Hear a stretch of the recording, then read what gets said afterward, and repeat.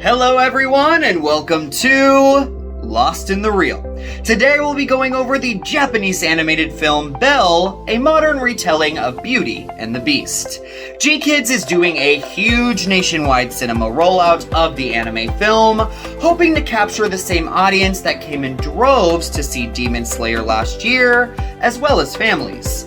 But will audiences who are not as keen to anime actually enjoy the film? And is it worth the theater experience? Let's talk about it.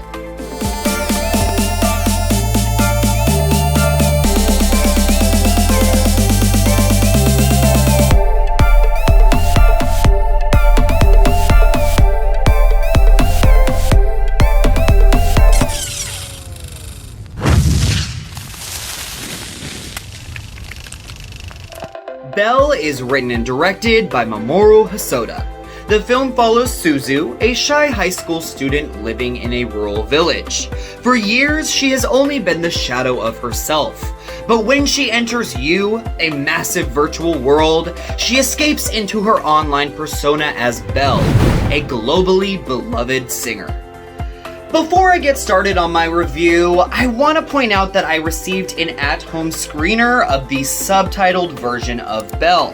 The film will be released in theaters both with subtitles or the English dub version, so audiences will be able to choose what version they want to see. And many thanks to G-Kids for the early screener.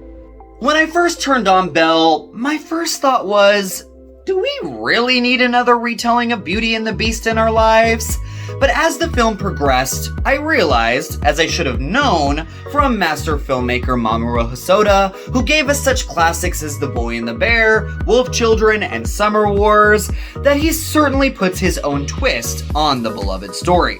By taking this movie into the modern age and creating this fantastical virtual world, Hosoda has created something that is lightly inspired by the fairy tale, rather than outright retelling it.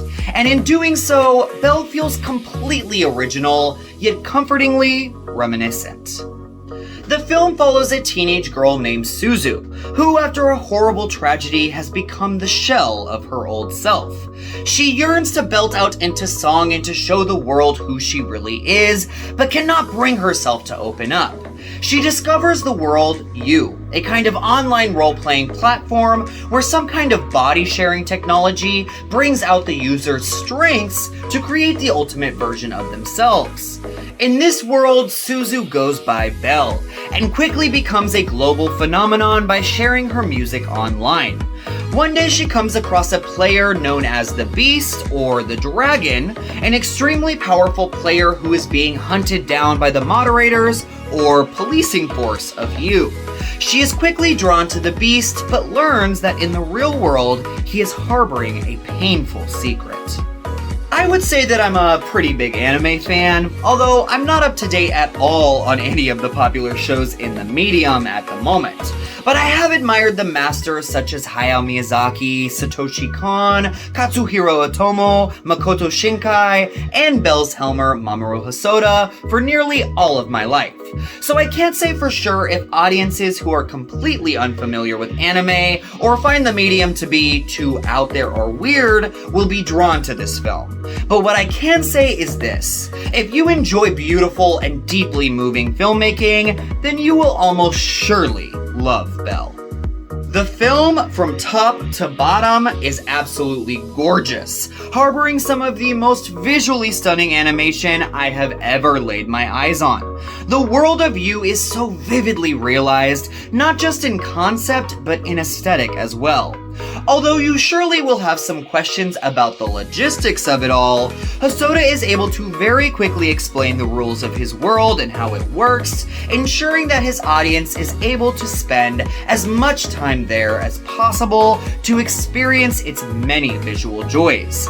Nearly every gradient of color is splashed onto Belle's canvas, overflowing with so much detail that you could pause the film and discover so many intricacies in every frame. It really is a sight to behold. The story also hit me on an emotional level that I was not expecting at all. At first glance, it's an adaptation of a fairy tale that takes place in the modern world as well as a virtual one and stars a singing avatar. The whole concept is a little bizarre, but when you dive deeper into its plot and as Belle progresses, there is so much to grasp onto here. The film is a fantastic commentary on social media and online gaming, never overpraising or demonizing, but rather finding both the pros and the cons of our newfound reliance on these things.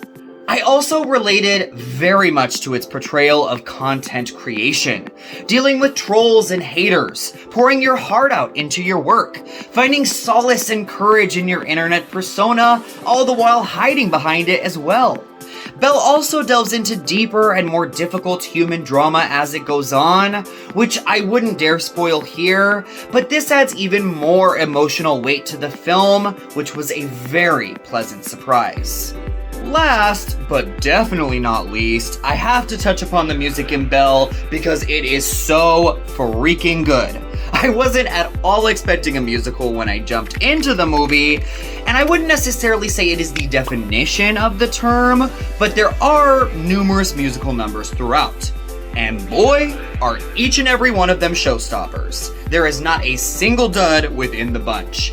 Each song hits so hard, placed strategically at the exact right moment within the film, leaving such a powerful impact.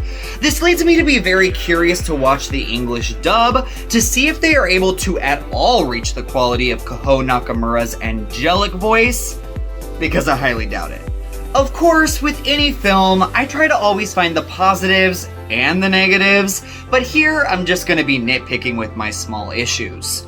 I do think Belle is a tad overlong at 2 hours. There are a couple of subplots with side characters that didn't really add much to the overarching story.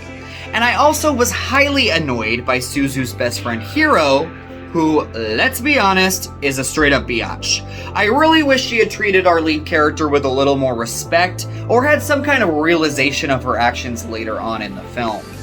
I also could have done with a few more songs, especially a closing number, and also a bit more comedy, because the hints of humor that the film does have are outright hilarious. But that's just me being selfish. Very rarely do I want to revisit a film so soon after I've first watched it, but after seeing the screener at home, I am already dying to see the epic scope of Belle on the big screen. I know we are only 2 weeks into 2022 and this was technically released in Japan last summer, but we definitely already have a contender for Best Animated Film of the Year here.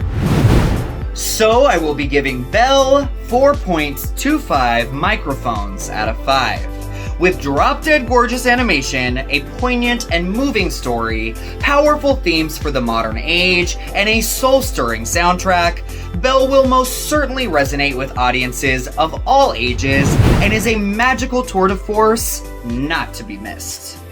Thank you so much for watching Lost in the Reel. Please make sure to leave your thoughts on Belle in the comment section down below. And until next time, my friends, take care.